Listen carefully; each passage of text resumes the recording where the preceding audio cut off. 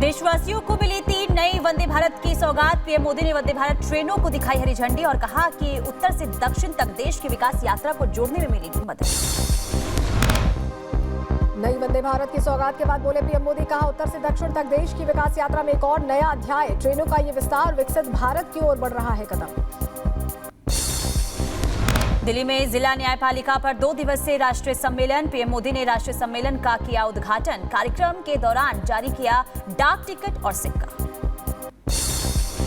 न्यायपालिका सम्मेलन में बोले पीएम मोदी, कहा न्यायपालिका ने भारत की रक्षा की, करोड़ों लोगों को न्यायपालिका पर भरोसा।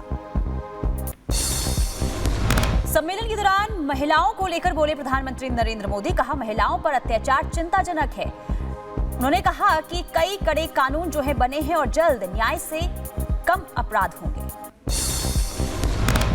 असम विधानसभा में नमाज ब्रेक खत्म होने पर हेमंता बिस्वा शर्मा का बयान, कहा फैसला मेरा नहीं, विधानसभा का सर्वसम्मति से लिया गया फैसला।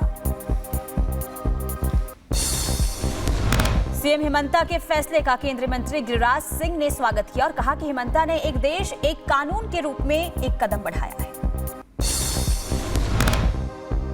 चंपई सोरेन के बाद जेएमएम को लगा एक और झटका। पूर्व विधायक लोबिन हेम्ब्रम भी बीजेपी में शामिल। सीएम हेमंता बिस्वा शर्मा का बाबूलाल मरांडी ने पार्टी की सदस्यता दिलाई।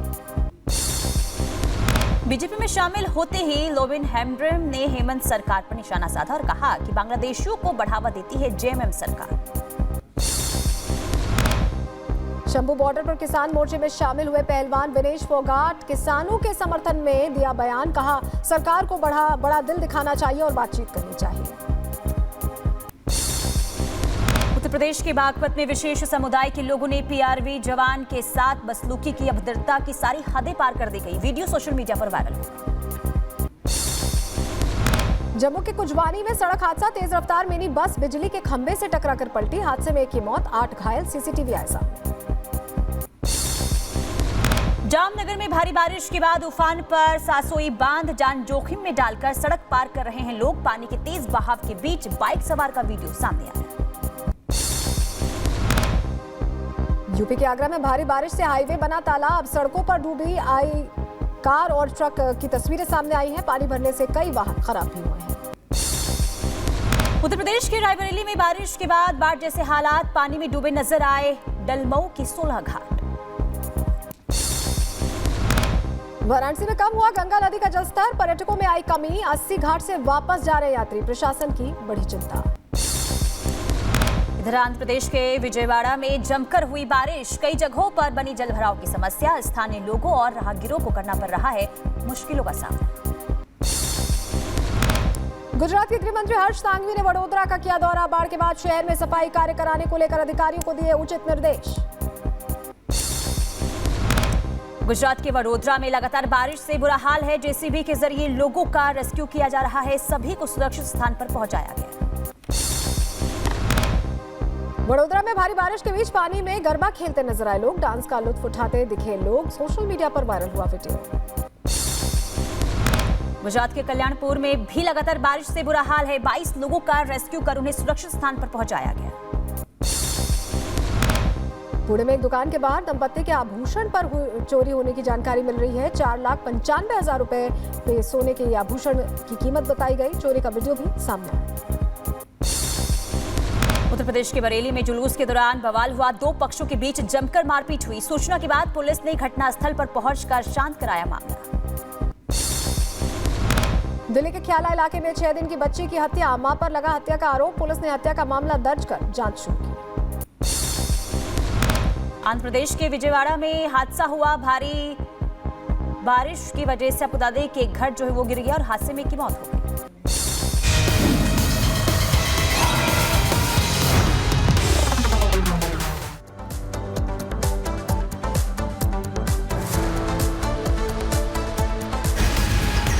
महिला अत्याचार से जुड़े मामलों में जितनी तेजी से फैसले आएंगे, आधी आबादी को सुरक्षा का उतना ही बड़ा भरोसा मिलेगा। तो देश में महिलाओं पर होने वाले अत्याचार और उन्हें मिलने वाले जो सजा है उसको लेकर बड़ा बयान प्रधानमंत्री की तरफ से आया है। न्यायपालिका की एक नेशनल कॉन्फ्रेंस में प्रधानमंत्री ने कहा कि महिलाओं को जितनी तेजी से यहाँ पर लोगों के बीच लाया गया न्याय उन्हें मिला है। देश की आधी आबादी को उतनी ही तेजी से सुरक्षा का भरोसा भी बढ़ेगा।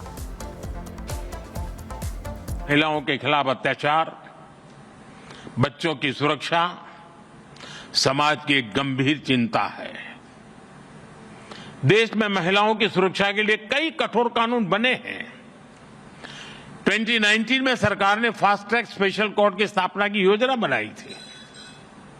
इसके तहत अहम गवाहों के लिए डिपोजिशन सेंटर्स का प्रावधान है। इसमें भी डिस्ट्रिक्ट मॉनिटरिंग कमेटीज की भूमिका महत्वपूर्ण हो सकती है।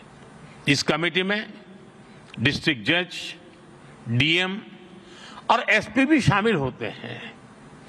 क्रिमिनल जस्टिस सिस्टम के विभिन्न पहलुओं के बीच समन्वय बनाने में उनकी भूमिका अहम होती है। हमें इन कमेटियों को और अधिक सक्रिय करने की जरूरत है। महिला अत्याचार से जुड़े मामलों में जितनी तेजी से फैसले आएंगे, आधी आबादी को सुरक्षा का उतना ही बड़ा भरोसा मिलेगा। तो प्रधानमंत्री नरेंद्र मोदी ने न्यायपालिका सम्मेलन में महिलाओं और बच्चों के प्रति जो अत्याचार हो रहे हैं उसका जिक्र करते हुए उन्होंने कहा कि ये बेहद ही चिंता का विषय है। ऐसे में कोशिश ये होनी चाहिए कि जल्द से जल्द महिलाओं और बच्चों को न्याय मिलना चाहिए ताकि लोगों का जो भरोसा है वो न्याय के प्रति बढ़े।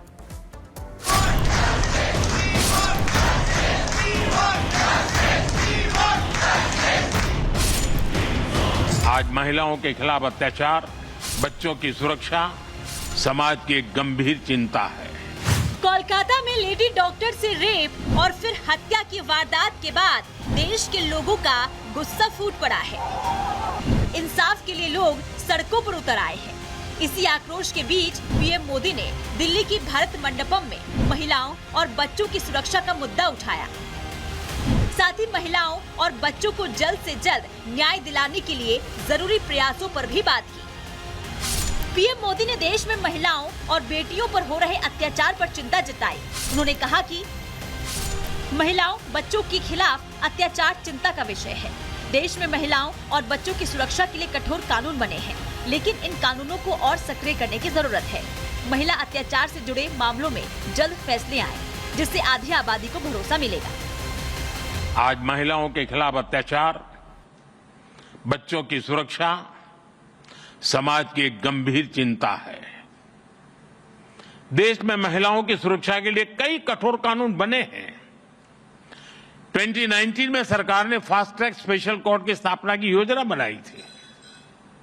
इसके तहत अहम गवाहों के लिए डिपोजिशन सेंटर्स का प्रावधान है। इसमें भी डिस्ट्रिक्ट मॉनिटरिंग कमेटीज की भूमिका महत्वपूर्ण हो सकती है। इस कमेटी में डिस्ट्रिक्ट जज, डीएम और एसपी भी शामिल होते हैं।